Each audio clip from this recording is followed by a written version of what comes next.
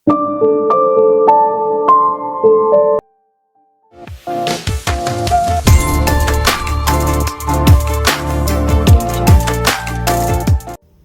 இது இப்படி ஆகி போச்சு அப்படிங்கிற மாதிரி தான் இருந்தது. நாம் மறுபடியும் கல்யாணம் பண்ணிக்கலாம், பையனை நீ உன் கண் பார்வையில வளர்க்கலாம் இல்லையா அப்படின்னு சொன்னது நம்ம ஹீரோயின் பயங்கரமாக ஸ்டன்னாகி நிற்கிறாங்க. இந்த பீக் எதுக்காக இப்படி கேட்குறான் அப்படிங்கிறது நம்மளுக்கும் தெரியும், கண்டிப்பாக ஹீரோயினுக்கும் தெரிஞ்சிருக்கும். இதுக்கப்புறம் என்ன நடந்தது அப்படிங்கிறத நம்ம கண்டினியூவாக பார்த்துடலாங்க. அதுக்கு முன்னாடி என்னோட வாய்ஸ் ஓவர் நரேஷன் ஸ்டோரியில் பிடிச்சிருந்ததான் லைக் பண்ணிட்டு பாருங்க. அப்படியே உங்கள் ஃப்ரெண்ட் அண்ட் ஃபேமிலி கூடயும் ஷேர் பண்ணிக்கோங்க. இது வரைக்கும் யாராவது சப்ஸ்கிரைப் பண்ணால் பார்த்துட்டு இருந்தீங்கன்னா மறக்காமல் சப்ஸ்கிரைப் பண்ணிக்கோங்க. இப்போ இந்த கட்சி இருக்கு இல்லைங்களா, இந்த லேடி ரெப்ரஸன்டேட்டிவ், அவங்க நம்ம ஹீரோயினை ரொம்ப நம்புறாங்க. அடுத்ததாக நான் பிரசிடென்ட் எலெக்ஷனுக்கு நிற்க போகிறேன், அதுக்கு எனக்காக நீ தான் வந்து கேம்பெயின் பண்ணணும், நீ என் கூட சேர்ந்து வேலை செய்யணும் அப்படின்னு சொல்லியிருக்காங்க. அதனால ஹீரோயின் கூட நம்ம இருக்கிறது 3 லா ஸ்கூல் கட்டுறதுக்கு நம்மளுக்கு ஹெல்ப்ஃபுல்லாகவும் இருக்கும். இதை விட ஈஸியான வழி கிடையாது அப்படின்னு சொல்லிட்டு தான் பீக் முடிவு பண்ணியிருக்கான். இது நம்மளுக்கே புரியிறப்போ நம்ம ஹீரோயினுக்கு புரியாதா? எப்போ பார்த்தாலும் நம்ம குழந்தைய வச்சே கேம் விளையாடாத. இப்போ உள்ள அந்த ஹெட் லேடி சொன்னாங்க இல்லையா, அதனால தான் நம்ம மறுபடியும் கல்யாணம் பண்ணிக்கலாம்னு சொல்கிறேன். அப்படிங்கிற சமயத்தில் இதை பாரு, கண்டிப்பாக ஈக்குவல் பெனிஃபிட் தான். நீ வந்து வெளியே எங்காவது இருந்த அப்படின்னா கண்டிப்பாக பையனை பார்க்குறதுக்கு நான் உன்னை அலோவ் பண்ணவே மாட்டேன். ஆனால் நம்ம 2 பேர் எகெயின் கல்யாணம் பண்ணிக்கலாம், நம்ம லைஃபை எகெயின் ஆரம்பிக்கலாம், பையனை நீயே உன் கண் பார்வையில் வளர்க்கலாம். நான் 3 லா ஸ்கூல் கட்டுறதுக்கு இவங்க பெர்மிஷன் கொடுத்தாங்க அப்படின்னா நம்ம குடும்பம் தானே நல்லா வளரும், நம்மளோட ப்ராப்பர்ட்டி, நம்ம குடும்ப க்ரோத். அப்படிங்கிறப்போ வேலையை பார்த்துட்டு போ அப்படின்னு சொல்லிட்டு ஹீரோயின் வந்துடுவாங்க. அதுக்கப்புறம் நைட் ஆகிடும். அப்போது உங்கள் பையன் வந்து கால் பண்ணுவாங்க, ஹீரோயினோட பையன். அம்மா இந்த மாதிரி எனக்கு எக்ஸாம்ஸ் எல்லாம் முடிஞ்சிருச்சு, ஸ்கூல் வந்துட்டு லீவ் விட போகிறாங்கம்மா, நான் வந்து கொரியாவுக்கு வர போகிறேன், நான் உன்னை பார்க்கலாம்லம்மா அப்படின்னு சொல்லிட்டு கேட்குறப்போ, கண்டிப்பாக கண்ணா, அம்மா உன்னை பார்க்க வருவேன், நீ எதுக்கும் கவலைப்படாத அப்படின்னு சொல்லிட்டு காலை கட் பண்ணிவிடுவாங்க. இவங்களுக்கு பையன் கூடவே இருக்கணும்ட்டு இருக்குது. ஆனால் இவங்க ஜெயிலுக்கு போனதுனால குழந்தையோட கஸ்டடி அப்படிங்கிறது பீக்கு கிட்ட போயிடுச்சு. அதெல்லாம் எப்படி பண்ணுறதுன்னு தெரியல. பையனை ஜஸ்ட்டு பார்த்துட்டு மட்டும்தான் வர முடியுமா, இல்லை அதுக்காவது அலோவ் பண்ணுவாங்களா அப்படின்னு ஒன்றும் புரியாமல் இருக்குது. இது எல்லாத்தையும் தன் ஃப்ரெண்டுக்கிட்டே சொல்லி ஃபீல் பண்ணுறாங்க. அது மட்டும் இல்லாமல் பீக் வந்து எகெயின் கல்யாணம் பண்ணிக்கலாம் அப்படின்னு சொல்கிறான். அதுக்கான காரணம்லாம் இதுதான் அப்படின்னு சொல்கிறப்போ என்ன தைரியம் தான் அவன் சொல்லியிருப்பான். உன்னோட எக்ஸஸ்பெண்ட் இந்த அளவுக்கு அடி சீப்பாக இருப்பான், அவனுக்கு ஒரு ஆதாயம் வேணும் அப்படிங்கிறப்போ எந்த அளவுக்கு ஒன்று யூஸ் பண்ணிக்க பார்க்குறான். நீ வேண்டாங்கிறப்போ உன்னை அப்படியே வெளியே தூக்கி போட்டான், உன்னை ஜெயிலுக்கெல்லாம் அனுப்பிச்சாங்க, இப்போ அப்படியே மாற்றி பேசுகிறான் பாரு அப்படின்னு சொல்லிட்டு, சரி நீ என்ன சொன்ன, தயவு செய்து இதை நீ கன்சிடர் பண்ண போகிறேன், யோசிச்சுட்டு இருக்கேன்னு மட்டும் சொல்லிடாத அப்படிங்கிறப்போ ஹீரோயின் அழறாங்க. இந்த ஹீரோயினுக்கு என்ன முடிவு எடுக்கிறதுன்னு தெரியல. எகெயின் அந்த பீக்கை கல்யாணம் பண்ணிக்கிட்டா பையனை பார்த்துக்கலாம், பையனை நம்ம கண் பார்வையிலே வளர்க்கலாம் அப்படின்னு இருக்குது. ஆனால் அதுக்காக அந்த குடும்பத்துக்குள்ளே போகணுமான்ட்டும் இருக்குது. அதை வந்து ஃப்ரெண்டுக்கும் புரியுது. சரி அழாத, இதை பற்றி யோசிக்காத, ஏதாவது ஒரு வழி கிடைக்கும் அப்படின்னு சொல்லிட்டு சமாதானப்படுத்துகிறாங்க. இந்த பீக் அமைதியாக இருக்கிற மாதிரி இல்லை. அடுத்தடுத்த நாட்கள் நிறைய கிஃப்டெல்லாம் அனுப்ப ஆரம்பிக்கிறான். நம்ம ஹீரோயினுக்கு இதெல்லாம் பிடிக்கிறது இல்லை. நம்ம ஹீரோலேருந்து, ஹேக்கர்லேருந்து, லேடி டிடெக்டிவ்லேருந்து எல்லாரும் கொஞ்சம் வியர்டாக தான் பார்க்குறாங்க. இந்த ரெட் கலர் ரோஸை வச்சு அப்படியே ஹார்ட் இன் ஷேப்பில் ரோஸ் அதேமாதிரி ஒரு பொக்கே மாதிரி பண்ணியிருப்பான். அதை பார்த்தவங்க பயங்கர கடுப்பாயிடுவாங்க. சரி இதை வந்து உனக்கு ரிட்டர்ன் கொடுத்துடலாம் அப்படின்னு சொல்லிட்டு ஹேக்கர் பையனை கூப்பிடுவாங்க. கடைசியில் இல்லை வேண்டாம், என் டேபிளில் கொண்டு வை, இதை எப்படி திருப்பி அனுப்ப எனக்கு தெரியும் அப்படின்னு சொல்லிட்டு இவங்க கேபினுக்கு வருவாங்க. ஆனால் அந்த சமயத்தில் நம்ம ஹீரோக்கு புரிஞ்சு போச்சு, திடீர்னு பீக் இந்த மாதிரி கிஃப்ட்டு ஃப்ளவர்ஸ் எல்லாம் அனுப்புகிறான் அப்படின்னா என்னமோ நடந்திருக்கு, நீயும் அவனும் பேசிக்கிட்டீங்களா, ஏதாவது சொன்னானா அப்படின்னு சொல்லிட்டு கேட்குறாங்க. நம்ம ஹீரோயின் எதுவும் சொல்கிறது இல்லை. ஹீரோயினுக்கு அவங்க அம்மா கிட்ட பேசணும் போல இருக்குது. அவங்க அம்மாவோட நம்பருக்கு கால் பண்ணால் இந்த நம்பர் வந்து உபயோகத்தில் இருந்தால் வரும். ஆனால் இவங்க கால் பண்ணுவாங்க, அப்படி அந்த வேர்டிங்ஸ் வந்துட்டாலும் பரவாயில்ல, அம்மா கிட்ட பேசின மாதிரி இருக்குமே அப்படின்னு சொல்லிட்டு. பட் இந்த வாட்டி அந்த நம்பரை யாரோ பிக்கப் பண்ணிடுறாங்க. அம்மா அப்படின்னு சொன்னதும் அந்த பக்கம் பேசுறது வந்து ஒரு ஆம்பளை. யாருங்க நீங்கள், யாருங்க வேணும், அம்மான்னு கூப்பிடுறீங்களா அப்படின்னு கேட்குறப்போ சாரி சார்னு சொல்லி கால் கட் பண்ணிடுவாங்க. ஹீரோ வந்து என்ன ஏதுன்னு கேட்குறதுக்கு, இல்லை எங்கள் அம்மாட்ட பேசணும் போல இருக்கும், என் அம்மாவோட நம்பருக்கு நான் கால் பண்ணுவேன், ஆனால் அந்த நம்பர் வந்து பயன்பாட்டில் இல்லைன்னு தான் வரும், பட் இப்போ அந்த நம்பர் யாருக்கும் கொடுத்துட்டாங்க போல இருக்குது, இப்போ அட்டன் பண்ணுறாங்க அப்படிங்கிறப்போ நம்ம ஹீரோக்கு புரியுது. ஏன்னா ஹீரோவுக்கு அம்மா அப்பா கிடையாது, சமயங்களில் நானும் இந்த மாதிரி தான் பண்ணுவேன், அதனால என்னால் உன்னோட ஃபீலிங்ஸை புரிஞ்சுக்க முடியுது, பட் இந்த பீக், இந்த பொக்கே, இந்த விஷயத்தில் என்ன பண்ண போகிற அப்படிங்கிறப்போ நான் பார்த்துக்கிறேன் அப்படின்னு சொல்லிட்டு நம்ம ஹீரோ அனுப்பிச்சிடுறாங்க. அதுக்கப்புறமாக இந்த பொக்கேவை இவங்க யாருக்கு தெரியுமா அனுப்புகிறாங்க, ரிட்டர்ன் வந்துட்டு பீக்கு அனுப்புறது கிடையாது, மாமியாருக்கு அனுப்பிச்சுட்டுறாங்க. அதுவும் அந்த பூவை எல்லாத்தையும் கொதறி போட்டுட்டு ஒரு கார்டு இருக்கும், அதில் இதுதான் லாஸ்ட் வார்னிங், உங்கள் பையனை உங்கள் கண்ட்ரோல் வச்சுக்கோங்க அப்படின்னு எழுதி அனுப்பிச்சிருப்பாங்க. அதை பார்த்து கடுப்பானவங்க பீக்கை கூப்பிட்டு, என்னடா இது, ஏன்டா இப்படியெல்லாம் பண்ணிட்டு இருக்க அப்படின்னு கேட்குறப்போ, அம்மா இதை பாரு, அந்த கட்சியோட ஹெட்லீட் இருக்காங்க இல்லையா, அவங்க வந்து சாராவை தான் ரொம்ப நம்புறாங்க. ஏன்னா அவங்க டைவர்ஸ் கேஸை வந்துட்டு சாரா ஜெயிச்சு கொடுத்துருக்கா, குழந்தைங்களோட கஷ்டம் இந்த ஹெட்லீடிக்கு தான் போயிருக்கு, அதனால அவங்க சாராவை ரொம்ப நம்புறாங்க. அவங்க பிரசிடென்ட் எலெக்ஷனுக்கு நிற்கிறப்போ சாராவை தான் கேம்பெயின் பண்ண சொல்லியிருக்காங்க. ஸோ சாராவை நம்ம பக்கம் வச்சுக்கிட்டோம் அப்படின்னு வச்சுக்கோ, 3 லா ஸ்கூல் கட்டுறதுக்கான அனுமதி நம்மளுக்கு ஈஸியாக கிடச்சிடும் அப்படிங்கிற சமயத்தில் இது எல்லாத்தையும் கேட்டவங்க, அதுக்கு நீ சாரா மேலே ப்ரெஷர் போடு, அவளை பயம்புறுத்து, அவளை வந்து ஏதாவது பண்ணிடுவேன் அப்படின்னு சொல்லிட்டு சொல்ல, அவள் குழந்தை நம்மக்கிட்ட தானே இருக்குது, அந்த பையனை வச்சு ஏதாவது ஒன்று சொல்லி அவளை வந்துட்டு பயம்புறுத்து, அதை விட்டுட்டு எதுக்குடா இப்போ மறுபடியும் கல்யாணம் பண்ணிக்கிற மாதிரியெல்லாம் யோசிக்கிற அப்படிங்கிற சமயத்தில், அம்மா சாரா ஈஸியாக பயம்புறுத்துனா பயந்து போகிற பொண்ணா, எனக்கும் சாராவுக்கும் பிறந்த குழந்தை என்கிட்ட தான் இருக்குது. ஆனால் ஒரு ஸ்டேஜுக்கு மேலே வந்து நான் வச்சு அந்த குழந்தைய வச்சுலாம் பிளாக்மெயில் பண்ண முடியாது. என்ன உன் குழந்தைய கடத்தி வச்சுக்கிட்டேன், இந்த பேப்பரில் சைன் போட்டுனா பிளாக்மெயில் பண்ண முடியும்? ஏன்னா அது ஏன் ரத்தம், அவனை நான் அந்த மாதிரி பண்ண மாட்டேன் அப்படிங்கிறது சாராவுக்கும் தெரியும். அது மட்டும் இல்லாமல் சாராவும் ஹீரோவும் 2 பேரும் சேர்ந்து அந்த விக்டிம் பொண்ணோட கேஸையும் பார்த்துட்டு இருக்காங்க. அது கண்டிப்பாக நம்மளுக்கு தலைவலியாக தான் வந்து சேரும். முதல்ல அவங்கள பிரிக்கணும். சாரா நம்ம பக்கம் இருக்கிறது நம்மளுக்கு லாபம் தான் அப்படின்னு சொல்லிடுவாங்க. அது மட்டும் இல்லாமல் நம்ம லாபத்தை எல்லாத்தையும் எடுத்துட்டதுக்கு அப்புறமாக சாரா என்ன பண்ணலான்னு பார்த்துக்கலாமா அப்படின்னு சொல்கிறாங்க. சரி, இப்போதைக்கு பையன் ஏதோ பண்ணுறோம் அப்படிங்கனால இவங்களும் அமைதியாக இருக்காங்க. வெளியே வந்த பி கஸ்டன் கிட்ட அடுத்த வாட்டி கிஃப்ட் அனுப்புகிறப்போ இன்னும் ரொம்ப காஸ்ட்லியாக அனுப்பு, அது மட்டும் இல்லாமல் நிறைய ஃப்ரூட்ஸு இதெல்லாத்தையும் கொஞ்சம் ப்ரிப்பேர் பண்ணி வை அப்படின்னு சொல்லிட்டு சொல்கிறாங்க. இங்கே சீனை அப்படியே கட் பண்ணால் நம்ம ஹீரோயினோட அம்மா இறந்து போய் சரியா இன்னையோட 1 வருஷம் ஆகுதுங்க. அவங்க நினைவு நாள் அன்னைக்கு வீட்டில் படைச்சு கும்பிடணும் இல்லையா? அதுக்கான திங்ஸ் எல்லாத்தையும் வாங்கிட்டு வர சொல்லி ரெடி பண்ண சொல்லிட்டு வந்து ஹேக்கர் பொண்ணு கிட்ட தான் சொல்லுவாங்க. அவங்க ரெடி பண்ணுறப்போ அது ஹீரோ பார்த்துட்டு நானும் கூட வரேன் அப்படின்னு சொல்லிட்டு நம்ம ஹீரோயின் வீட்டுக்கு வருவாங்க. நம்ம ஹீரோயின் வந்து எக்ஸ்பெக்ட் பண்ணலை. பட் ஹீரோ இருந்துட்டு எனக்கு இதில் ஒன்று விட அனுபவம் இருக்குது. என் அம்மா அப்பா இறந்து போயிருக்காங்க, நான் வருஷம் உங்களுக்கு சாமி கும்பிட்டுருக்கேன், அதனால எப்படி படைக்கணும் அப்படிங்கிறது எனக்கு தெரியும் அப்படின்னு சொல்கிறாங்க. ஏன்னா ஒவ்வொரு ஃப்ரூட்ஸ் ஒவ்வொரு வெஜிடபிள்ஸ் எந்தெந்த திசையில் வைக்கணும் அப்படிங்கிறதெல்லாம் கூட ஒரு கணக்கு இருக்காங்க. அதன் வகையில் எல்லாத்தையும் கரெக்டாக அரேஞ்ச் பண்ணி வைக்கிறதுக்கு நம்ம ஹீரோ தான் ஹெல்ப் பண்ணுறாங்க. அதை பார்க்குற ஹீரோயினுக்கு ஹீரோ கூட ஒரு வாழ்க்கையை வாழணும்னு தான் தோணுது. ஆனால் பையனை நினைக்கிறப்போ எனக்கு பையன் கேட்டிருப்பான் இல்லையா, அம்மா உனக்கு வேறு யாரையும் பிடிச்சதுனால தான் என்னை விட்டு போயிட்டியா அப்படின்னு சொல்லிட்டு, அதனால அதுவும் ஞாபகத்துக்கு வருது. அந்த சமயத்தில் இந்த பீக்கும் வந்து நிற்கிறான் பேஸ்கெட் ஃபுல்லாக ஃப்ரூட்ஸோட. இது நம்ம ஹீரோயினுக்கு பிடிக்கல, நம்ம ஹீரோக்கும் பிடிக்கல, பயங்கர கடுப்பாக இருக்குது. ஹீரோயின் கேட்குறாங்க இங்கே எதுக்கு வந்தா அப்படின்னு சொல்லிட்டு. என்னதான் இருந்தாலும் அவங்க என்னோட மாமியார், ஒரு காலத்துலேயே இருந்தாலும் மாமியார் தானே, அவங்களுக்கான மரியாதை செய்ய வந்திருக்கேன் அப்படிங்கிறப்போ ஹேக்கர் பொண்ணை கூப்பிட்டு எல்லாத்தையும் இங்கிருந்து தூக்கி வீசணும், அதுவும் இந்த ஆள் கொண்டு வந்ததை, அதுக்கு ஹெல்ப் பண்ணு அப்படின்னதும் ஹேக்கர் பொண்ணு மட்டும் இல்லை நம்ம ஹீரோ ரொம்ப சந்தோஷமாக அதுக்கு ஹெல்ப் பண்ணுறாங்க. பீக்குக்கு கொஞ்சம் வந்து இன்சல்ட்டாக தான் இருக்குது. பட் இருந்தாலும் இதுக்கெல்லாம் நம்ம பயப்படக்கூடாது, எகெயின் நம்ம வந்து தான் ட்ரை பண்ணிட்டு இருக்கணும் அப்படின்ட்டு. பரவாயில்ல, இப்போ நீ கொஞ்சம் ஏதோ சரியான மூடில் இல்லைன்னு நினைக்கிறேன் சார், அவங்க அம்மாவோட இறந்த நாள் வேறு, நம்ம இன்னொரு நாள் மீட் பண்ணலாம் அப்படின்னு சொல்லிட்டு வெளியே வருவான். அந்த ஃப்ரூட்ஸ் எல்லாத்தையும் எகெயின் வந்து அந்த கார்லேயே வச்சுட்டு ஹேக்கர் பொண்ணு வருவாங்க, ஹீரோ வருவாங்க. ஹேக்கர் பொண்ணு போயிடுவான். ஆனால் ஹீரோ பீக்குக்காக வெயிட் பண்ணுவான். இதுக்கு நீ தேவையில்லாமல் இந்த அட்டெம்ப்ட் எல்லாம் பண்ணிட்டு இருக்கு அப்படின்னு சொல்லிட்டு கேட்கறதுக்கு, என்னப்பா ஹீரோ, நான் ஏன் எகெயின் சாரா கிட்ட வர்றேன் அப்படின்னா உனக்கு தெரியலையா? அப்போ சாரா கிட்ட எதுவும் சொல்லலையா? சோ போப்பா போ அப்படின்னு சொல்லிட்டு போயிடுவான். நம்ம ஹீரோக்கு ஒன்றும் புரியல, என்னடா இது ஒன்றும் புரியாத மாதிரி இருக்கு. அப்படி என்ன சாரா கிட்ட சொன்னா, சாரா என்ன நம்ம கிட்ட மறைக்கிற அப்படின்னு நம்ம ஹீரோக்கு ஒன்றுமே புரியல. கார்ல ஏறினதுக்கு அப்புறமாக இந்த பி கஸ்டன் கிட்ட சொல்லுவான், இன்னையோட என் மாமியார் செத்து போய் 1 வருஷம் ஆச்சு, இன்னும் அந்த பொண்ணை உங்களால் கண்டுபிடிக்க முடியல அப்படின்னு சொல்லிட்டு கேட்குறாங்க. ஆக்சுவலா இந்த பீக் கண்டுபிடிச்சிட்டான். அன்னைக்கு இந்த பீக்குக்கும் மினிக்கும் என்கேஜ்மெண்ட் பார்ட்டி மாதிரி நடந்துட்டு இருந்தது இல்லைங்களா, அன்னைக்கு பார்ட் டைமாக ஒர்க் பண்ணுறதுக்காக வந்த பொண்ணு வேறு யாரும் இல்லை, மாமியாரோட ரெஸ்டாரண்ட்டில் வேலை செஞ்சுட்டு இருந்த பொண்ணு அப்படிங்கிறது தெரிஞ்சு போச்சு. அது மட்டும் இல்லாமல் இவனுக்கு ஏதோ சீக்ரெட்ஸ் தெரிஞ்சிருக்கு.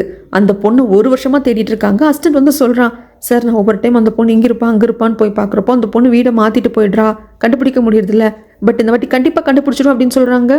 அவங்க அம்மாவுக்கு படைச்சு சாமியால் கும்பிட்டதுக்கு அப்புறமாக 3 பேர் ஒன்றா உட்காந்து சாப்பிட்ருப்பாங்க. அப்போ நம்ம ஹீரோ கேட்டுடுவாங்க, இந்த பீக் ஏன் எகெயின் உங்ககிட்ட பேச வர, அவனை அப்ரோச் பண்ணுற மாதிரி இருக்கே அப்படிங்கிறப்போ, அது ஒன்றும் இல்லை, அந்த கட்சியோட ஹெட் லேடி கிட்ட நான் ரொம்ப க்ளோஸாக இருக்கேன், அவங்க வந்து என்கிட்ட ரொம்ப ஃப்ரெண்ட்லியாக இருக்கிறதுனால இவனுக்கு ஆதாயம் இருக்குது இல்லையா, லா ஸ்கூலுக்கான பெர்மிஷன்லாம் வேணும், அதுக்காக இந்த பீக் என்கிட்ட ஃப்ரெண்ட்லியாக இருக்கான் அப்படின்னு தான் சொல்கிறாங்களே தவிர்த்து எகெயின் நம்ம கல்யாணம் பண்ணிக்கலான்னு பீக் சொன்னதை நம்ம ஹீரோ கிட்ட சொல்கிறது இல்லை. ஹீரோயின் இறந்தவங்களுக்கு சாமி கும்பிட்றப்போ அவங்க ஃபோட்டோ வச்சு தான் கும்பிடுவாங்கன்னு சொல்ல முடியாதுங்க, ஜஸ்ட் வந்து அவங்களோட பேரை மட்டும் எழுதி வச்சு கும்பிட்டுருவாங்க. அம்மாவை நான் பார்த்ததே இல்லையே அப்படின்னு சொல்லிட்டு ஹீரோ கேட்குறப்போ ஃபோனில் வந்துட்டு ஹீரோயின் ஃபோட்டோவை காட்டுறாங்க. அதை பார்த்ததும் எனக்கு ஏன் இவங்களை எங்கேயோ பார்த்த மாதிரி இருக்குது அப்படின்னு சொல்லிட்டு டக்குன்னு ஸ்ட்ரைக் ஆகுது. சரியா 1 வருஷத்துக்கு முன்னாடி இதே நாள் அப்போ தானே நம்ம ஹீரோவை பார்க்கறதுக்காக இவங்க அம்மா வந்திருப்பாங்க. அந்த ஃபுட்டேஜ் இவர்கிட்ட இருக்குது, அதை காட்டிட்டு இது உன் அம்மா தானே கரெக்டாக பார்த்து சொல்லு அப்படிங்கிறப்போ ஹீரோயின் ஆமாம் அப்படின்னு சொல்கிறாங்க. அப்போ தான் ஹீரோ வந்துட்டு ரெக்கார்ட் பண்ணியிருப்பாங்க, ஹீரோயினோட அம்மா கால் பண்ணியிருப்பாங்க இல்லையா, இந்த மாதிரி அன்னைக்கு அந்த விக்டிம் பொண்ணு இறந்து போனது அப்படிங்கிறது சூசைட் கிடையாது, மர்டர், அதுக்கான வீடியோ ஆதாரம் அப்படிங்கிறது என்கிட்ட இருக்குது, அது நான் உங்களுக்கு கொடுக்குறேன். ஆனால் அதுக்கு பதிலாக என் பொண்ணை வந்து பண்ணாத தப்புக்காக ஜெயிலில் போட்டிருக்காங்க, அவளை வெளியே கொண்டு வரதுக்கு நீங்கள் உதவி பண்ணுவீங்களா அப்படின்னு ஃபஸ்ட்டு ஃபோனில் பேசியிருப்பாங்க இல்லையா, ஒரு டெலிஃபோன் பூத்துலேருந்து பேசியிருப்பாங்க. அது நம்ம ஹீரோ ரெக்கார்ட் பண்ணி வச்சுருப்பாங்க. அதையும் ப்ளே பண்ணி காட்ட ஹீரோயின் கன்ஃபார்மே பண்ணிடுறாங்க, இது எங்கள் அம்மா வாய்ஸ் தான் சொல்லிடுறாங்க. எனக்கு புரிய மாட்டேங்குது, தெளிவாக சொல்லுங்களேன் அப்படிங்கிறப்போ, இல்லை உங்கள் அம்மாவுக்கு அந்த விக்டிம் பொண்ணு இறந்து போனதை பற்றி ஏதோ தெரிஞ்சிருக்கு, ஏதோ ஒரு வீடியோ ஆதாரம் இருக்குன்னு சொன்னாங்க, என்னை மீட் பண்ண வர்றேன்னு சொன்னாங்க, உங்களோட phone number personal phone number கொடுங்க அப்படின்னு சொல்லிட்டு கேட்கறதுக்குள்ள அவங்க காலை கட் பண்ணிட்டாங்க. அவங்க ஒரு டெலிஃபோன் பூத்துலேருந்து என்கிட்ட பேசினாங்க, அவங்க அன்னைக்கு என்னை பார்க்கவும் வந்திருக்காங்க, அவங்கள நான் பார்க்க வர்றதுக்குள்ளே யாரோ ஒருத்த வந்து அவங்கள கூப்பிட்டு போயிட்டா, அது யார் என்னங்கிறது தெரியல, உனக்கு அந்த பர்சனை தெரியுமா அப்படின்னு சொல்லி காட்டுறப்போ அந்த ஃபுட்டேஜில் இல்லை இவர் யாருன்னு எனக்கு தெரியாது அப்படிங்கிறாங்க. அந்த ஹீரோயின் டக்குனு ஒரு முடிவுக்கு வந்துடுறாங்க, அப்போ என் அம்மா சூசைட் பண்ணிக்கல, ஏன்னா உங்கள் அம்மா இறந்து போன சமயத்தில் கூட இல்லாத சூசைட் தான் உங்கள் அப்பாவோட பழைய ஃபேக்ட்ரிக்கு போயிட்டு மேலேருந்து கீழே விழுந்து உங்கள் அம்மா சூசைட் பண்ணிக்கிட்டாங்க. ஏன்னா எல்லா இது எவிடன்ஸ் எல்லாம் வச்சு பார்க்குறப்போ அப்படி தான் இருக்கவங்க சூசைட் தான் பண்ணிக்கிட்டாங்க. நான் வந்து ஃபைல் எல்லாம் செக் பண்ணிட்டேன் அப்படின்னு சொல்லிட்டு லேடி டிடெக்டிவ் வந்துட்டு நம்ம ஹீரோயின் கிட்ட சொல்லியிருந்திருப்பாங்க. நம்ம ஹீரோயின் என்ன நினச்சிருந்துருப்பாங்கன்னா, ஓகே நம்ம லைஃப் இப்படி ஆயிடுச்சு, நம்ம ஜெயிலுக்கு போயிட்டோம் அப்படிங்கிற மன உளைச்சல் அம்மா சூசைட் பண்ணிக்கிட்டாங்க அப்படின்னு தான் இந்த ஒரு வருஷமாக நினச்சிருந்துருப்பாங்க.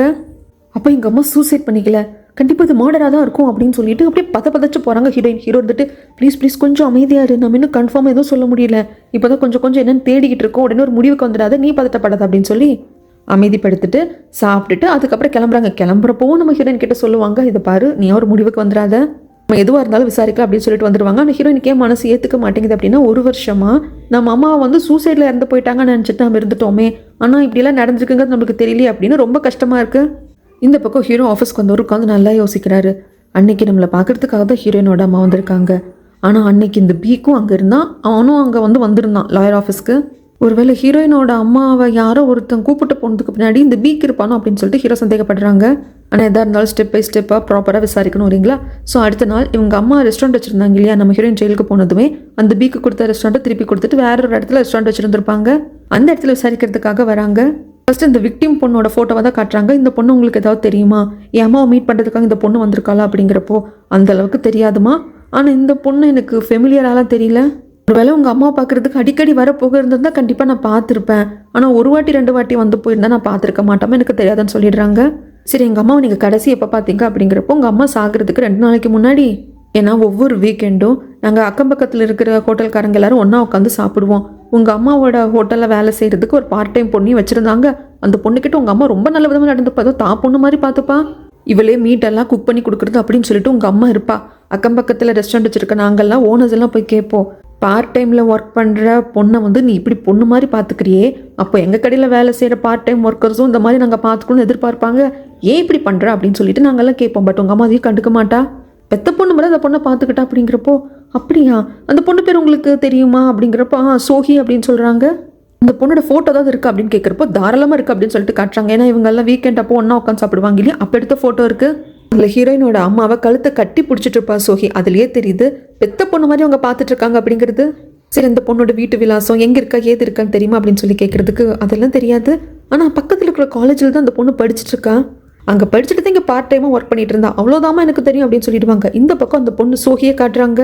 எவனோ ஒருத்தன் வந்து கதவை டம்முன்னு தட்டுறான், சோஹி கதவை தர உன்னை நான் விட மாட்டேன் அப்படின்னு சொல்லிட்டு டார்ச்சர் தான், லவ் டார்ச்சர். இந்த பொண்ணுக்கு இவனை பிடிக்கல, காதலிக்க மாட்டேன்னு சொல்கிறான். ஆனால் அவன் நான் உனக்கு காதலிச்சே தீருவேன் அப்படிங்கிறான். அந்த பொண்ணு உள்ளே இருந்துட்டு கால் அட்டன் பண்ணுறான், இதை பாரி பண்ணி போகல அப்படின்னா நான் போலீஸ்க்கு கால் பண்ணிடுவேன் அப்படின்னு சொல்லிட்டு சுகி நான் உனக்கு காதலிக்கிறேன், நீ ஏன் என்ன ஒதுக்குற அப்படின்னு சொல்லிட்டு அவன் பாட்டுக்கு பேசிட்டு இருப்பான். ஆனால் இந்த பொண்ணு ஃபோன் காலை கட் பண்ணிட்டு போலீஸ்க்கு டயல் பண்ணிடுவா. டயல் பண்ணுற மாதிரி அவனுக்கு பாவலா காமிச்சிருப்பா. என்ன போலீஸ் வந்து இந்த பொண்ணுக்கும் பிரச்சனை தானே, படிக்கிற பொண்ணு போலீஸ் ஸ்டேஷன்லாம் போயிட்டு அலைஞ்சிட்டு இருக்கணும் இல்லையா, அதனால நான் போலீஸ்க்கு கால் பண்ணுறேன் அப்படின்னு சொல்லிட்டு இவன் கால் பண்ணுற மாதிரி தான் பண்ணுவான். அவன் பயந்துட்டு போயிடுவான். அதுக்கப்புறம் சோஹின்னு சொல்லிட்டு வேற யாரோ டோரை நாக் பண்ணுவாங்க. யாருன்னு பார்த்தா வந்திருக்கிறது அந்த பீக்கோட அசிஸ்டண்ட்டு. இந்த பொண்ணு அந்த அசிஸ்டண்ட்டை வந்து பார்த்துருக்கா போல இருக்கு, பயப்படுறா. இன்னொரு டோர் வழியாக வெளியே ஓடி வந்துடுவா.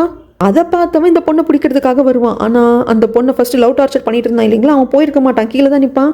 இந்த சோஹி பொண்ணு ஓடுறதையும் இந்த அசிஸ்டண்ட்டை துரத்தி பிடிக்க பார்க்குறதையும் அவன் பார்த்தவன், ஏய் என்ன என் ஆள் பின்னாடி சுற்றிட்டு இருக்க, யாரா நீ, பொம்பளை பிள்ளைங்க பின்னாடி ஓடிட்டு இருக்கா அப்படின்னு சொல்கிறப்போ பிடிச்சி நல்லா சாத்திடுறான் இந்த லவ் டார்ச்சர் பாயா அசிஸ்டண்ட்டு.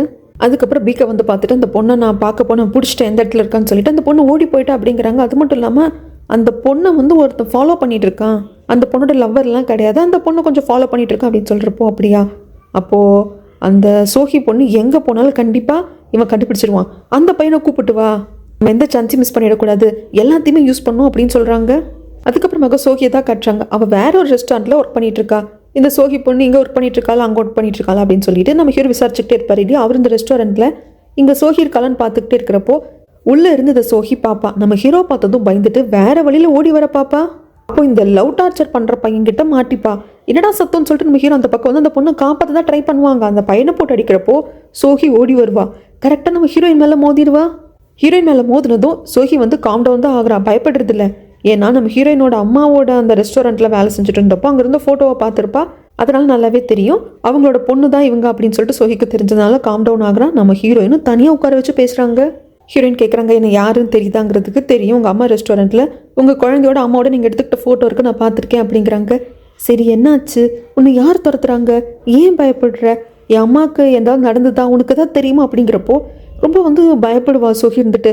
இல்லை என்னை இதுக்குள்ளே இன்வால்வ் பண்ணாதீங்க, இதுக்கு எனக்கும் சம்மந்தம் இல்லை, என்னை மன்னிச்சிருங்க, நான் உங்களுக்கு உதவி பண்ணணும், ஆனால் என்னால் முடியாது அப்படின்னு சொல்லிட்டு அங்கேருந்து ஓட பாப்பா. சேஸ் பண்ணி பிடிக்கலான்னு தான் நினைக்கிறாங்க. ஆனால் அதுக்குள்ளே பணம் பே பண்ணணும் இல்லையா சாப்பிட்டதுக்கு. பணம் பே பண்ணிட்டு வந்து பார்த்தா சோகி எங்கே போனானே தெரியல. நம்ம ஹீரோக்கு கால் பண்ணால் அந்த லவ் டார்ச்சர் கொடுத்தான் இல்லையா, அந்த பையனை அவர் போலீஸ் ஸ்டேஷனில் கொண்டே விட்டுட்டாரு. ஆனால் பெருசாலாம் கேஸ் போட முடியல, ஏன்னா அந்த சம்மந்தப்பட்ட பொண்ணு வந்து கேஸ் கொடுக்கணும் இல்லையா, அதனால அவன் அசால்ட்டாக வெளியே வந்துடுறான். நம்ம ஹீரோயின் என்ன ஏது யார் என்ன ஏதுன்னு கேட்கறதுக்கு அந்த சோகி பொண்ணை இவன் ஃபாலோ பண்ணிகிட்டே இருந்திருக்கான். இவனை நான் போலீஸில் வந்துட்டு பிடிச்சி கொடுத்தேன், இன்வெஸ்டிகேட் பண்ணுறப்ப கூட பயங்கர பைத்தியக்காரத்தனமாக பேசுகிறான், இவன் ரொம்ப டேஞ்சரஸ், இவன் மேலே ஒரு கண்ணு வைக்கணும். சோகி இவன் வந்து பின்னாடி ஃபாலோ பண்ணிட்டு இருக்கான் போல இருக்கு, லவ் டார்ச்சர் கொடுத்துட்டு இருக்கான் போல இருக்கு. சோகி இவன் பிடிச்சு வச்சிருந்த விதமும் அவங்ககிட்ட பேசின வார்த்தைகளும் எனக்கு அதில் புரிஞ்சுது அப்படிங்கிறாங்க. சரி நீ சோகியை பார்த்தியே என்ன ஏது சொன்னா அப்படிங்கிறப்போ, இல்லை அந்த பொண்ணு வந்து இதில் இன்வால்வ் ஆகுறதுக்கு விரும்பல, அவள் சின்ன பொண்ணு, அவள் ரொம்ப பயப்படுறா அப்படின்னு சொல்லிட்டு இருக்காங்க. சரி என்ன ஏதுன்னு பார்க்கலாம் அப்படின்னு சொல்லிட்டு ஹீரோயினை வீட்டில் ட்ராப் பண்ணலாம் அப்படின்னு சொல்லிட்டு ஹீரோ வருவாங்க. ஹீரோயின் கார்லேருந்து இறங்குறதுக்கு முன்னாடி ஒரு ஃபோனில் புதுசு ஒரு சிம் போட்டு கொடுப்பாங்க. அந்த நம்பரை ஹீரோயினோட மொபைலில் டயல் பண்ணுறப்போ அந்த பக்கம் கால் போகிற சமயத்தில் அம்மா அப்படின்னு சொல்லிட்டு நம்ம ஹீரோயினுக்கு வர்ற மாதிரி சேவ் பண்ணிடுவார். அந்த பக்கம் கால் பண்ணுறப்போ டாட்டர் அப்படின்னு வர்ற மாதிரி சேவ் பண்ணியிருப்பாரு. இதுதான் உன் அம்மாவோட மொபைல்னு நினச்சிக்கோ, உங்கள் அம்மா கிட்ட ஏதாவது பேசணும்னு நினச்சி அப்படின்னா இந்த நம்பருக்கு கால் பண்ணு, ஆட்டோமேட்டிக்காக ரிங் போய் கட் ஆனதுமே கால் ரெக்கார்ட் ஆக ஆரம்பிச்சிடும் இல்லையா. ஸோ அம்மா கிட்ட நீ என்ன பேசணும்னு நினச்சோ அதை நீ தாராளமாக பேசிக்கலாம். என்னோட பேரண்ட்ஸ் இறந்ததுக்கு அப்புறமாகவும் அவங்க நம்பருக்கு நான் இந்த மாதிரி தான் கால் பண்ணிகிட்டே பேசணும்னு நினச்சிக்கிட்டே இருப்பேன். நம்பர் வந்து பயன்பாட்டு இல்லைன்னு சொல்லிட்டு வரும், ஆனால் ஒரு ஸ்டேஜுக்கு அப்புறமாக அவங்க நம்பர் வேறு யாருக்காவது போயிடும் இல்லையா, அப்போ எனக்கு ரொம்ப கஷ்டமாக இருக்கும். அப்போ நான் இந்த மெத்தட் தான் ஃபாலோ பண்ணேன், நீயும் வந்து ஃபாலோ பண்ணு, உனக்கும் மனசு லேசாக இருக்கும் அப்படிங்கிறப்போ அதே மாதிரி வீட்டுக்கு வந்துட்டு அந்த நம்பருக்கு கால் பண்ணுறாங்க. டயல் போயிட்டு கட் ஆனதுக்கு அப்புறமாக நம்ம ஹீரோயின் அந்த நம்பருக்கு கால் பண்ணுறாங்க. அந்த மொபைலும் பக்கத்தில் தான் இருக்குது. ரிங்கு போயிட்டு ரிங்கு கட் ஆனதுக்கு அப்புறமாக உங்களோட மெசேஜை பதிவு பண்ணுங்க அப்படின்னு சொல்லிட்டு வரும் இல்லையா. அந்த சமயத்தில் அம்மா கிட்ட பேசுகிற மாதிரி அம்மா இப்படிமா அப்படிமா அப்படின்னு சொல்லிட்டு மனசில் இருக்கிறது எல்லாத்தையும் பேசுகிறாங்க. ஹீரோயினுக்கு ரொம்ப ரிலாக்ஸாக இருக்குது.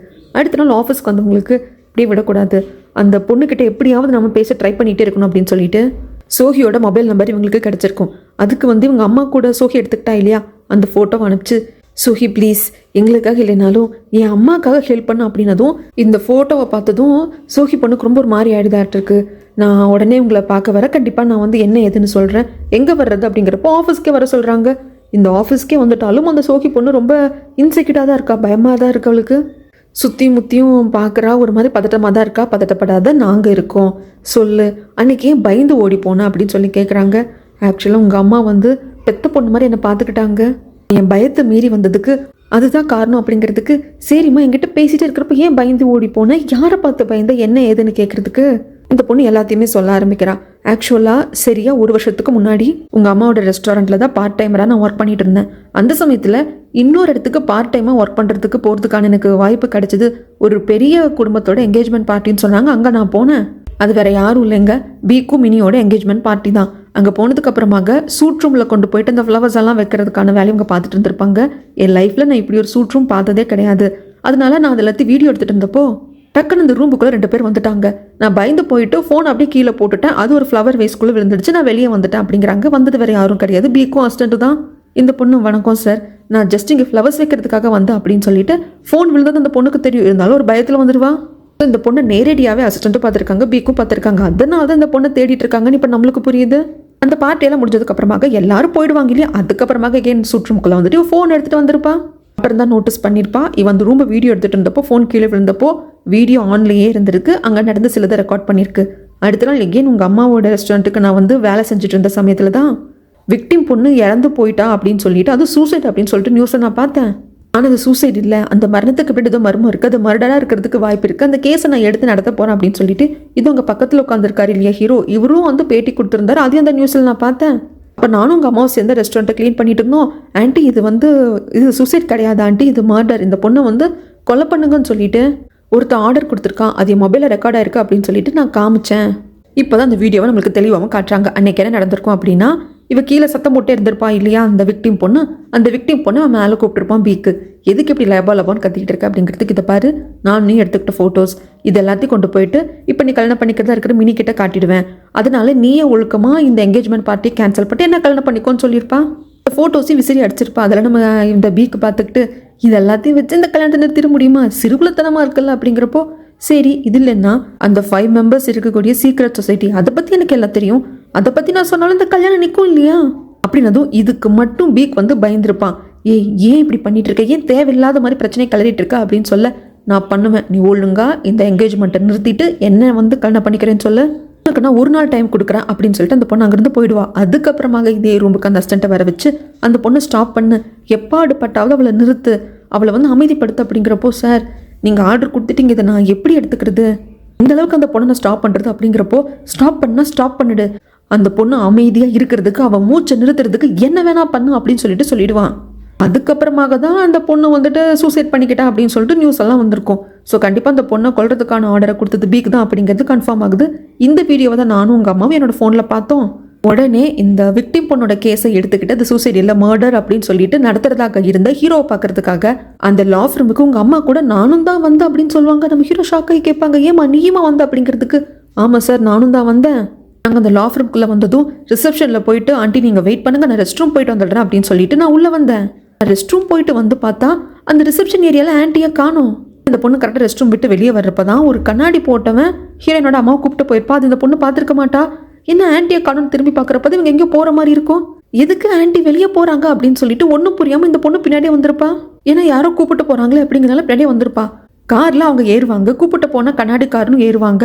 அப்போ டிரைவர் சீட்லேருந்து எழுந்து பக்கத்தில் இருக்கிற பேசஞ்சர் சீட்டுக்கு ஒரு ஆள் வந்து மாறி உட்காருவான். அது யார் என்னன்னு கேட்குறப்போ அது வேற யாரும் இல்லை, இந்த மாமியார்காரியோட பையன் இருக்காங்க இல்லையா பீக்கு, அவங்களோட அசிஸ்டண்ட் தான். எனக்கு நல்லா தெரியும், அதனால நான் பார்த்துருக்கேன். ஏன்னா நான் கொடுத்த அந்த வீடியோ ஃபுட்டேஜ்லேயே வந்துட்டு அவன் இருப்பான். இவர் தான் ஆர்டர் கொடுப்பாரு பீக்கு, அந்த பொண்ணை எப்படியாவது வந்து ஸ்டாப் பண்ணும் அப்படின்னு சொல்லிட்டு. அதெல்லாம் எனக்கு நல்லா ஞாபகம் இருக்குது. சரி, அப்போது எங்கள் அம்மா பேக் சீட்டில் தான் ஏறினாங்க, பக்கத்தில் யாராவது உட்காந்துருந்தாங்களா அப்படிங்கிறப்போ உட்காந்துருந்தாங்க. ஆனால் அது யாருன்னு நான் சரியாக பார்க்கல, ஏன்னா காருக்குள்ளே இருந்தாங்க, அதனால எனக்கு கிளியராக தெரியல. அப்படிங்கிறப்ப என்ன பண்ணுறதுன்னு தெரியல. அது மட்டும் இல்லாமல் அந்த ஃபுட்டேஜ் இருந்தது இல்லைங்களா, அந்த விக்டிம் பொண்ணை கூப்பிட்டு பீக் பேசினது, அந்த பொண்ணை ஸ்டாப் பண்ண சொல்லி அசிஸ்டண்ட்டுக்கு ஆர்டர் கொடுத்தது, அந்த ஃபுட்டேஜ், அந்த வீடியோ ஃபுட்டேஜ் வந்து இந்த பொண்ணோட ஃபோன்லேருந்து டெலீட் ஆகிடுச்சு. அந்த பொண்ணு சொல்வா, அந்த ஆதாரமும் இல்லையா. சரிம்மா நீ போலீஸில் வந்து நடந்தது எல்லாத்தையும் நீ பார்த்தது எல்லாத்தையும் அப்படியே சொல்கிறியா அப்படின்னு சொல்லிட்டு ஹீரோயின் கேட்குறதுக்கு, சொல்கிறதுனால மட்டும் என்ன ஆகிட போகுது, என்ன மாற்றம் வந்துட போகுது அப்படிங்கிறப்போ, இதை பாருமா மாற்றம் வருதா என்ன அப்படிங்கிறத நீ சொல்லி அதை விசாரணைக்கு எடுத்ததுக்கு அப்புறமாக தான் நம்ம சொல்ல முடியும். தயவுசெய்து நீ போலீஸ்கிட்ட வந்து சொல்லி, நீ கவலைப்படாத, உன்னோட சேஃப்டிக்கு நாங்கள் உத்தரவாதம் கொடுக்குறோம். அதான் ஒருத்தவனுக்கு லவ் டார்ச்சர் கொடுத்துட்ருக்கான், இல்லை வேறு ஒன்று ஃபாலோ பண்ணிட்டு வந்துட்டு இருக்கான், கண்டிப்பாக நீ சேஃபாக தங்குறதுக்கான வேற ஒரு இடம் நாங்கள் பார்த்து கொடுக்குறோம், அது வரைக்கும் மட்டும் கொஞ்சம் பத்திரமா இருன்னு சொல்லி அனுப்பிச்சிருப்பாங்க. இந்த பொண்ணு சரின்னு சொல்லிடுவா. ஆனால் நம்ம ஹீரோயினுக்கு இருப்பே கொள்ள மாட்டேங்குது. என்னமோ நடந்திருக்கு, நம்ம அம்மாவை வந்து யாரோ கொண்டிருக்காங்க, அதுக்கு பின்னாடி என்னோட மாமியார்காரியும் என்னோட எக்ஸஸ் பண்ணான பீக்கும் இருப்பாங்களோ அப்படின்னு சொல்லிட்டு ஹீரோயினுக்கு தோணிக்கிட்டே இருக்கு. இது வரைக்கும் அந்த ஆங்கிளில் அவங்க யோசிக்கலாம். ஆனால் இப்போ கிடச்சிருக்கிற ஆதாரங்களை வச்சு பார்க்குறப்போ அப்படி தான் தோணுது. இங்கே சீனை அப்படியே கட் பண்ணால் இந்த மேனேஜர் லேடியை இந்த பீக் வந்து அவங்க லா ஃபிர்முக்கே கூப்பிட்டு ஒரு கவர் நிறக்க பணம் கொடுக்குறான். என்ன ரோட்டில் அம்போன்னு விட்டு போனதுக்கும் கொஞ்சம் நாள் என்கிட்ட சரியாக பேசுறதுக்கும் சாரி கேட்ப, கொஞ்சுவேன்னு பார்த்தா இப்படி தான் உன்னோட சாரி கேட்பியா, பணம் கொடுத்தா கேட்பியா அப்படிங்கிறப்போ, இதை பாருமா மேனேஜர் லேடி, நீ நிறைய ஹெல்ப் பண்ணியிருக்க, பட் போதும், இதுக்கு மேலே நீ சேர்ந்து ஒர்க் பண்ண வேண்டாம் அப்படிங்கிறப்போ, ஹே நான் வந்து உங்க கூட சேர்ந்து ஒர்க் பண்ணணும்னு சொன்னதுக்கான காரணம் எனக்கு ஒன்று பிடிச்சிருக்கு, நான் உன்னை காதலிக்கிறேன், அவன் 2 பேர் டேட் தானே பண்ணிட்டு இருந்தோம் அப்படிங்கிறப்போ, பாரு யாராவது கிட்ட சொல்லிடாத, சிரிக்க போகிறாங்க அப்படின்னு சொல்லிட்டு இவன் பாட்டுக்கு வெளியே வந்துடுவான். ஆக்சுவலாக இந்த மேனேஜர் லேடிக்கு இந்த பீக்கு பிடிச்சிருக்கு போல இருக்குங்க, அதனால இந்த பீக்கு கிட்ட கொஞ்சம் செடியூஸ் பண்ணுற முறையில் நடந்துட்டு இருந்திருக்கா, இவனை கல்யாணம் பண்ணிக்கிற மைண்டில் தான் இருந்திருக்கா. பீக் இப்படி அசால்ட்டாக வெளியே வர்றப்போ, இது இவங்க லா ஃபிர்ம் தானே, அப்போ தான் இவங்க அம்மாவும் வருவாங்க. அம்மா குட் மார்னிங் அப்படின்னு சொல்கிற சமயத்தில் இந்த மேனேஜர் லேடி பின்னுக்கவே வந்து, குட் மார்னிங் ஆண்டி, நானும் உங்கள் பையனும் டேட் பண்ணிகிட்டு இருக்கோம், சீக்கிரமாக அதுக்கு நீங்கள் அப்ரூவல் கொடுக்கணும், நானும் இவர் கல்யாணம் பண்ணிக்கிறதுக்கு அப்படிங்கிறப்போ, என் பையன் எவ்வளோ வேணால் டேட் பண்ணுவான், அது அவன் இஷ்டம், கல்யாணம் அப்படிங்கிற ஆசை எல்லாத்தையும் குழி தோண்டி புதைச்சிரு, உன்ன மாதிரி ஒருத்தையெல்லாம் நான் மருமகளை அக்செப்ட் பண்ணிக்க மாட்டேன், அது மட்டும் இல்லாமல் இதோட டேட்டிங்கையும் முடிச்சுக்கோங்கன்னு சொல்லிட்டு அவங்க அசால்ட்டாக போயிடுவாங்க. பீக் திரும்பி பார்த்து, என்ன நினச்சிட்டு இருக்க, நானாவது கொஞ்சம் மரியாதையாக பேசுவேன், எங்கள் அம்மாலாம் அந்த மரியாதை கூட கொடுக்க மாட்டாங்க, இதோட நிறுத்திக்கோ அப்படின்ட்டு போயிடுவான். இந்த பொண்ணுக்குள்ள ஒரு மாதிரி ஆகிடும். இங்கே சீனை அப்படியே கட் பண்ணால் சோஹிக்கு வந்து வேற ஒரு இடத்துல வீடு பார்த்து கொடுத்துருப்பாங்க. ஏன்னா அந்த பையன் வந்து டார்ச்சர் பண்ணுறேன்னு இருக்கிறது தெரிஞ்சு போச்சு அப்படின்னு சொல்லிட்டு வேறு வீடு பார்த்து கொடுத்துருப்பாங்க. ஆனால் அங்கேயும் அந்த லவ் டார்ச்சர் கொடுக்குற பையன் கண்டுபிடிச்சிடுறான். சோஹி கரெக்டாக அந்த அப்பார்ட்மெண்ட்குள்ளே போகிறப்போ அவளை ஃபாலோ பண்ணிட்டு போகலான்னு பார்த்தா யாரும் வெளியே வந்து நிற்கிறாங்க. சரி இப்போ போக முடியாது, பொறுமையாக இருக்கலாம்னு சொல்லிட்டு அவன் அங்கேயே வெயிட் பண்ண ஆரம்பிக்கிறான். அப்படியே இருட்டிடுது. சோஹி பொண்ணு என்னதான் சரி போலீஸில் வந்து நான் சொல்கிறேன் அப்படின்னு சொல்லிட்டு நம்ம ஹீரோயின் கிட்ட சொல்லியிருந்தாலும் முழு மனசா ஓகே சொல்லியிருக்க மாட்டான். கொஞ்சம் தயக்கத்தில் தான் இருப்பா. இவங்க போலீஸ் ஸ்டேஷன் வரியாமா அப்படின்னு சொல்லி கேட்குறப்பெல்லாம் அந்த பொண்ணு கொஞ்சம் தயங்கி தான் நின்றுட்டு இருந்திருப்பா. சடனாக இப்போ அந்த பொண்ணு ஓகே நான் போலீஸ் ஸ்டேஷன் வரேன், அங்கே நடந்தது நான் பார்த்தது எல்லாத்தையும் சொல்கிறேன் அப்படிங்கிற முடிவுக்கு வந்திருப்பா. இது நம்ம ஹீரோக்கு அந்த பொண்ணு கால் பண்ணி சொன்னதும் ஹீரோயின் கிட்ட சொன்னதும் உடனே வாங்க நம்ம அந்த பொண்ணை பார்க்க போகலாம் அப்படின்னு சொல்லி கிளம்பி வருவாங்க. இந்த பொண்ணு கரெக்டாக அப்பார்ட்மெண்ட்டை விட்டு வெளியே வரப்போ அந்த லவர் பாய் பார்த்துருவான். என்னடி திடீர்னு புதுசாக ஒரு இடத்த மாற்றிட்ட, அந்தளவுக்கு உனக்கு காசு இருக்கா? ஆமாம், அன்னைக்கு எவனோ ஒருத்தன் உன்னை நான் ஃபாலோ பண்ணேன் அப்படிங்கிறதுக்காக என்ன போலீஸ் ஸ்டேஷனில் கொண்டு பிடிச்சி கொடுத்தானே, அவனுக்கு உனக்கு என்ன சம்மந்தம்? அவன் தான் உனக்கு இதெல்லாம் கொடுத்து பார்த்துக்கிறான் அப்படின்னு சொல்லிட்டு ரொம்ப தப்பாக பேசுகிறான். அப்போ கரெக்டாக நம்ம ஹீரோ கால் பண்ணுவாங்க. நம்ம ஹீரோவோட மொபைல் நம்பரை இந்த சோஹி பொண்ணு லாயர்னு சேவ் பண்ணியிருப்பா. ஓ, லாயர்கிட்டேலாம் பேசுறியா? எதுக்கு? அப்போ தான் நீ ஈஸியாக பிடிச்சி ஜெயிலில் போடுறதுக்கு, அவன் கூட சேர்ந்து கூத்தடிக்கிறதுக்கா? சரி, நீ அவனு எந்த அளவுக்கு க்ளோஸோ அப்படி இப்படின்னு சொல்லிட்டு இந்த பொண்ணை பயங்கரமாக அடித்து டார்ச்சர் பண்ணி, இந்த பில்டிங்குக்கு பக்கத்தில் ஒரு ஸ்ட்ரீட் போகும், அந்த இடத்துக்கு கூப்பிட்டு போய் இந்த பொண்ணை பயங்கரமாக டார்ச்சர் பண்ணிட்டு இருப்பான். இவங்க வந்து சோகியை பார்க்கறதுக்காக இந்த பில்டிங் மாதிரி நிற்கிறாங்க. அந்த பொண்ணு உள்ளேயும் இல்லை. ஹீரோ சொல்கிறாரு அந்த பொண்ணு வீட்லேயும் இல்லை. எங்கேன்னு தெரியல, கண்டிப்பாக நம்மளை விட்டுட்டு தனியாக போலீஸ் ஸ்டேஷன் போயிருக்க மாட்டா, இரு கால் பண்ணுறேன்னு சொல்லி ஹீரோ கால் பண்ணிகிட்டே இருப்பார். ஆனால் இந்த பக்கம் இவன் அந்த பொண்ணை போட்டு அடிக்கிறான், தள்ளி விட்டுடுறான். கடைசியில் இந்த பொண்ணுக்கு பின்னதில் அடியும் பட்டுருது. ஆனால் இன்னும் ஃபோன் வர்றது ஸ்டாப் ஆகலை. நம்ம ஹீரோ கால் பண்ணிகிட்டே இருப்பாரா, அது பார்க்க இவனுக்கு பயங்கரமாக ட்ரிகர் ஆகுது.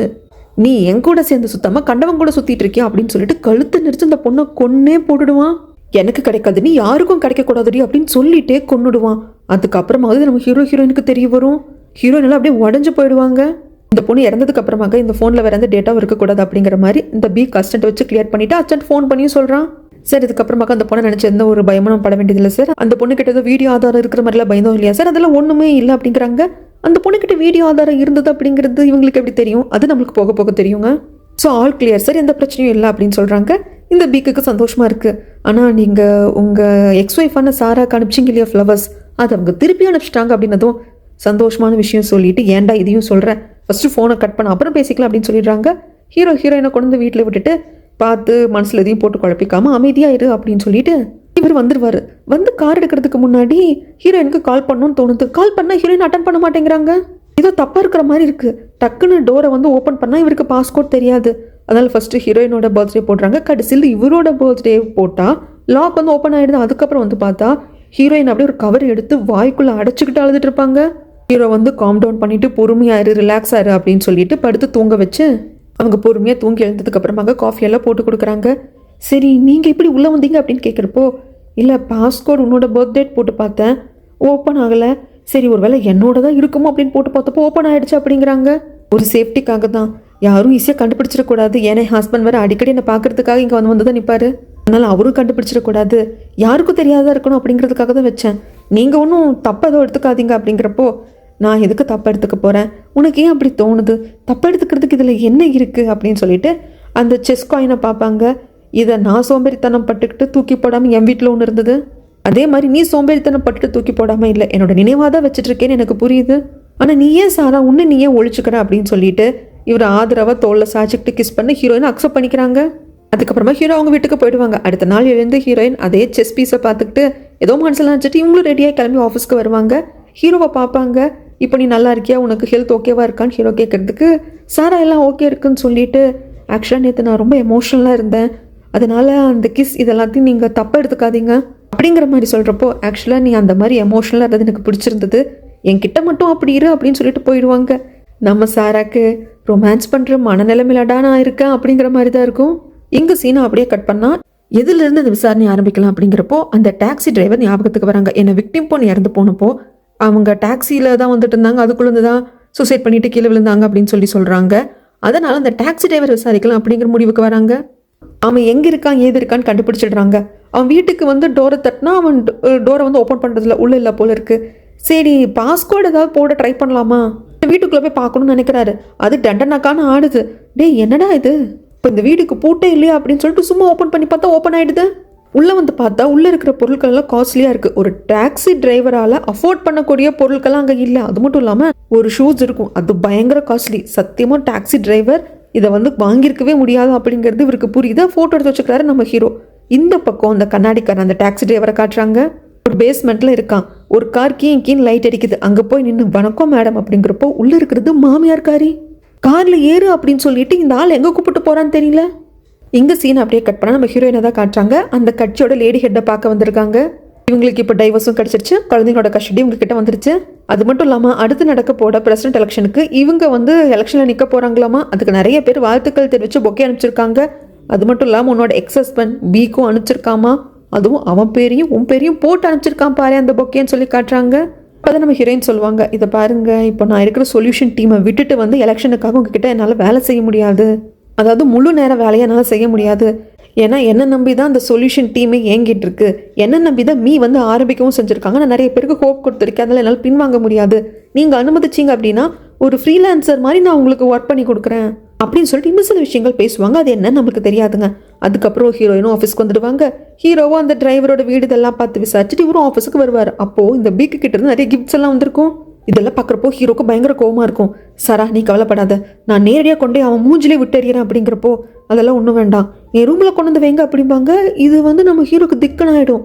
உள்ள வந்து என்ன சாரா என்ன ஆச்சு, ஏன் அந்த ஃப்ளவர்ஸை பீக்கு கிட்ட ரிட்டர்ன் கொடுக்க மாட்டேன்னு சொல்கிறேன் அப்படிங்கிறப்போ, ஏன்னா அதை நான் வச்சுக்க போகிறேன். சாரா அது அனுப்பிச்சவன் பீக் அப்படிங்கிறப்போ, ஏன்னா நான் அவரை மறுபடியும் கல்யாணம் பண்ணிக்க போகிறோம் அப்படின்னதும் நம்ம ஹீரோக்கு திக்குனாயிடும். சாரா என்ன சொல்கிற அப்படின்னு கேட்குறதுக்கு, ஆமாம் நான் எகெயின் என்னோட வீட்டுக்கே திரும்பி போக போகிறேன் அப்படின்னு சொல்ல, இதுக்கப்புறம் என்ன நடந்தது அப்படிங்கிறத நான் அடுத்த வீடியோவில் வந்து சொல்கிறேங்க.